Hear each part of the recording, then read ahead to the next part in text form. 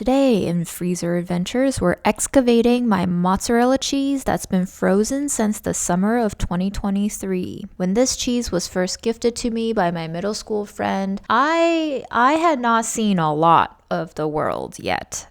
Summer of 2023, I truly had it good back then and I just didn't know. But anyway, we're gonna grab our tortillas, we're gonna grab this cheese, we're gonna slice up some carrots so we get some veggies going in this meal, and we're gonna make a very simple quesadilla, which in its most fundamental form is just cheese and tortilla. Anything else you choose to put in between those tortillas is totally up to you. I like to start toasting my tortilla on one side so that it warms up by the time I put the cheese on there so that the cheese starts melting. And this is especially helpful because crisping up one side of the tortilla will help me absorb some of the moisture from this fresh mozzarella that I'm using. I don't recommend fresh cheeses. Probably harder aged cheeses will melt a little bit better and be less sloppy, but hey, we're here to use whatever we got on hand, and this is what I've got on hand from 2023. And I'm going to soak up the oil that seeps out from the cheese with the other tortilla so that we're not wasting any of this good fat. And we're just going to enjoy that smell of corn wafting off of the buttery heat. My goodness, look at all this oil that we can use, and we shall use this oil. Just you wait, we got broccoli coming for this oil. But first, we're gonna let this quesadilla take up all the space and heat it wants in this skillet and get nice and toasty. We're gonna make sure it gets crispy. We're gonna make sure that cheese is oozing. We're going to make sure that it is browning. While that quesadilla is crisping to its crispest, bestest form, we're going to dice up our broccoli to about the same mince size as the carrots so that they cook relatively evenly. The quesadilla is really the perfect meal. You have your fat, a little bit of protein and calcium, you have your starches and carbs, and it's up to you really if you want to add more protein, more fiber, more spice. And we're gonna take a peek, and if it's ready, we're gonna flip it a couple of times because I just like to have the satisfaction of flipping a whole quesadilla around a few times. And we're gonna take it off and plate it. And if it is too hot to handle, then you might want to scrunch up a paper towel and just not burn your fingertips, or you can burn your fingertips.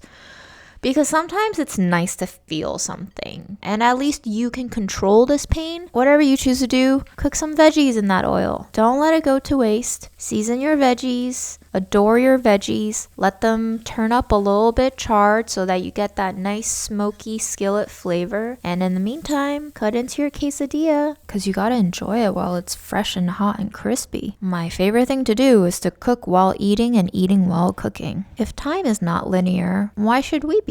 Let everything happen concurrently. Have more fun. Get a bite of it plain, enjoy the textures of the crunchy, crispy tortilla going into the gooey cheese. And you might want to open up that $2 tub of sour cream that you bought on a whim because it was on clearance. Wow, that is the weirdest sour cream surface I've ever seen. And you're gonna eat your veggies and you're gonna live your life as best as you can.